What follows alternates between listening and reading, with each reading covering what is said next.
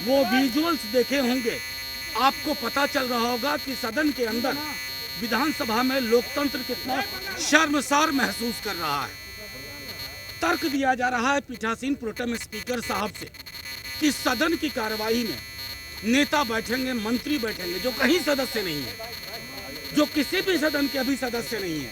अब सब उनके नाम जानते हैं, चाहे माननीय मंत्री अशोक चौधरी जी हों या मुकेश सहनी जी हों या स्वयं मुख्यमंत्री जी हों। डेलिकेट बैलेंस है इस सदन का, आधा आधा बटा हुआ है।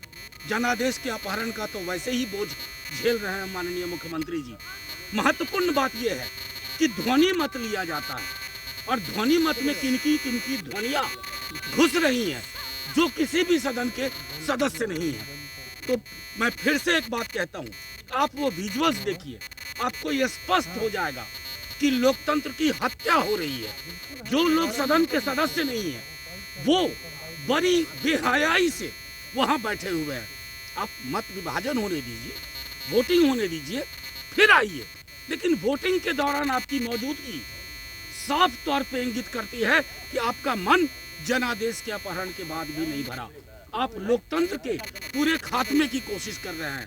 अगर मेरी बात सुनी जा रही हो पीठासीन द्वारा, प्रोटेम स्पीकर द्वारा, मैं उनसे भी आग्रह करूंगा कि संसदीय लोकतंत्र की बेहतर परंपराओं के अनुरूप तमाम वो लोग जो सदस्य नहीं है किसी भी सदन के, चाहे नियमावली के अनुरूप, उन्हें बाहर भेजा जाए। उनके अंदर रहते हुए ये संभव नहीं है कि चुनाव निष्पक्ष और स्वतंत्र हो।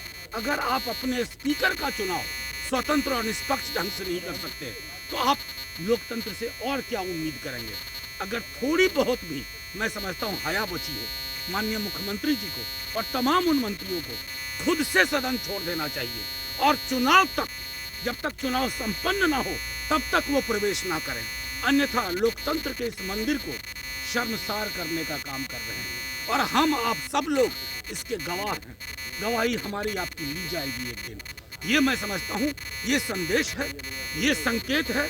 और अभी भी मुख्यमंत्री जी और उनके प्रिय मंत्रीगण अगर इस बात को नहीं समझते तो एक न एक दिन सड़क और सदन की दूरी खत्म हो जाएगी। लोग आके समझा लें। प्रभावित कर रहे हैं और क्या वजह है कि मुख्यमंत्री जी अंदर बैठे हुए हैं? क्यों मुख्यमंत्री जी अंदर बैठे हैं? क्यों वो मंत्रीगण बैठे हुए हैं पहले जो अभी किसी भी नहीं उठता था मनोज झा जी? नहीं, पहले भी सदन में 2015 की कहानी आपको मैं आपको बता देता हूँ कि विधानसभा अध्यक्ष के चुनाव में कतई ऐसा नहीं होता था, कतई नहीं। बाकी बिल की बात आती है, किसी कानून पे चर्चा होती है, जाहिर है सदन में मंत्रीगण किसी भी सदन में रह सकते हैं। लेकिन जब विधानसभा अध्यक्ष का चुनाव हो और ध्वनि मत में शुरू में बात हो, सारी ध्वनियां हमने देखी हैं विजुअल्स में। आप भी चाहें तो रिवर्स करके वो ध्वनियां देख लेंगे। ये ध्वनि प्रदूषण लोकतंत्र के लिए हुआ है। Thank you.